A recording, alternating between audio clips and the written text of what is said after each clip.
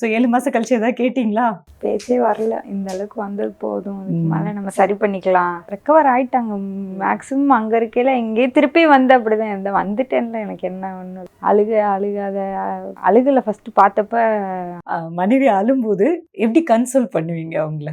அவங்க எதுக்கடுத்தா அதுக்கு தான் இருப்பாங்க, நம்மளை பார்க்குறவங்கள. அதுக்கு என்ன பின்ன வந்து நம்ம நாட்டு பெண்களுக்கு வந்து கணவர் அந்த மனைவி உறவெல்லாம் எவ்வளவு அழுவோம்ல.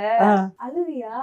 ஐயோ எனக்கு சிரிப்பா வருது, எனக்கு ஒண்ணுமே ஆகல, நீ எதுக்கு அழுகுற இந்த மாதிரிதான் சொல்லுவாங்க. அப்படி கிண்டல் அடிச்சு விட்டுருவாரு.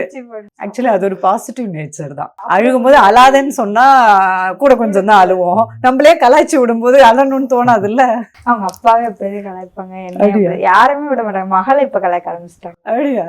சோ அவருக்குள்ள ஒரு ஹியூமர் சென்ஸ் இருக்கு. அப்ப சரி, அவர் கீர்த்தி சக்ரா விருது வாங்கும்போது எவ்வளவு அழகா ஃபீல் பண்ணீங்க அந்த பெருமிதமான அந்த தருணம்? ரொம்ப சந்தோஷமா இருந்துச்சு. நார்மலா இருந்தேன், அது வாங்க போறப்ப முடியல, ஷிவர் ஆயிருச்சு. இந்த மாதிரி நல்லா இருந்துச்சு, சொல்லவே முடியல. அவ்வளவு சந்தோஷமா இருந்துச்சு.